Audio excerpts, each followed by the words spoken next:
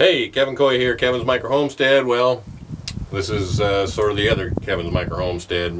Been playing around with this little 4 foot by 8 foot shed that I built a long time ago, and we've been doing some videos about how to sort of add the creature comforts out here on a satellite basis. So I got the power in here, so I got light and a switch and a little outlet over here, and we've been messing around with putting in this sink and plumbing it out, and so little bit of, and we've been fighting with the damn wasps.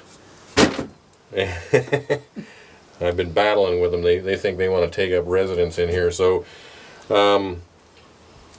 we talked about this earlier. I'm going to get back to this in a little bit, but I sort of got a little bit of ADD, so I want to jump over on this other little project that kind of goes with it. I'm saying that because, you know, it's my game and my rules and my, my video. So I got a really cool deal, and I'm going to show you about it. I'm excited. I got this really steal deal at this secondhand store, and I'm going to show you right now what it is. It's right down here. This is a RV hot water tank, and it's like a 5 or 6 gallon tank, and I got it for $15, and it works. Huh? You believe that? $15 and it works. I'm pretty tickled. That was a heck of a find. So I put it out here because I want to make sure it does work. Guy said it did, and so I took a chance for $15 because you know what? These are like $250, $300 brand new if you can, get them. And so I found this thing and I thought, what the heck? I'll play with it and see what happens. I'll take a chance. So here's what I did. This is a little 1/2 inch nipple that I threaded into the hot water end of this, so this is where the hot water comes out, and it goes over to this mixer valve, hot and cold. And then what I did was, I'm playing MacGyver. That dates me right there. Anybody that knows who MacGyver is, if you don't, you'll have to go Google him, but he's a guy that makes something out of a bunch of parts. So 1/2 inch nipple down there to a 1/2 inch T, so that I could put in this brass faucet, which I'm actually going backwards into with this garden hose. Okay, so I went into here, put cold in. Cold goes in the bottom of the tank. Cold also coming over here to this mixer valve. And I put it all together, and then I put the propane right here onto, get a little control here so they don't have too much going in, regulator, going into this little 3/8 brass nipple. And so I plugged it all in, fired it all up, put water in it, so I made sure I had water in there. You don't want to run these things when they're not full of water because it'll kill them. And I came around the front here. Let me get out here where I can show you. And I just set it out here because this actually exhausts burnt propane out of it, so you don't want to have that inside the building. Carbon monoxide and all that fun stuff. So the nice thing about this is it's really an off-grid thing. It's portable right now. I mean, normally this is the face of it that sticks out of the side of a building or the RV. There's no electricity needed for this. It has a pilot light. It has a safety shut-off. So you turn it to pilot, put a match under there, light it, turn it on, and you got lots of nice hot water in here. This is making hot water that I can't even get my hand under.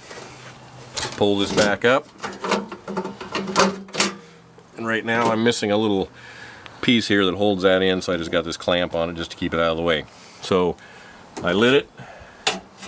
I let it go for about an hour, and presto, I got hot water. I hooked it up to this little shower unit. And I can't keep my hand under there. I don't know if you can see the steam or not, but that's hot. And I can put some cold water into it. Now that is a really nice hot shower al fresco. You can just stand right out here and take a shower. I'm not gonna, relax.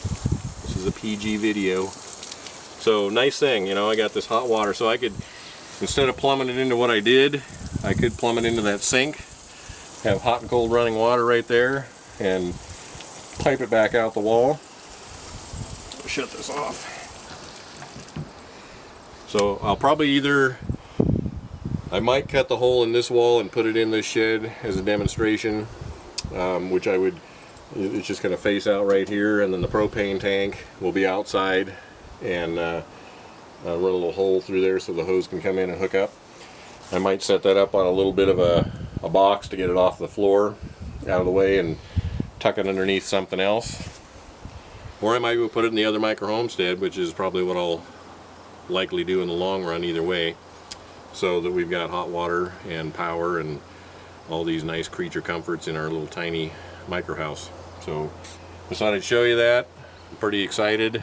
It's always nice to have a bunch of little fittings around. I had all this gear laying around, risers and faucets and nipples and valves and shutoffs and all this good stuff. It's kind of a MacGyver thing. You got to have a nice pile of this and that's to, you know, work your way up into stuff. So without it, you have to go to the hardware store. So I always have a bunch of this, that, and the other thing laying around here so I can cobble things together and make what I want to make.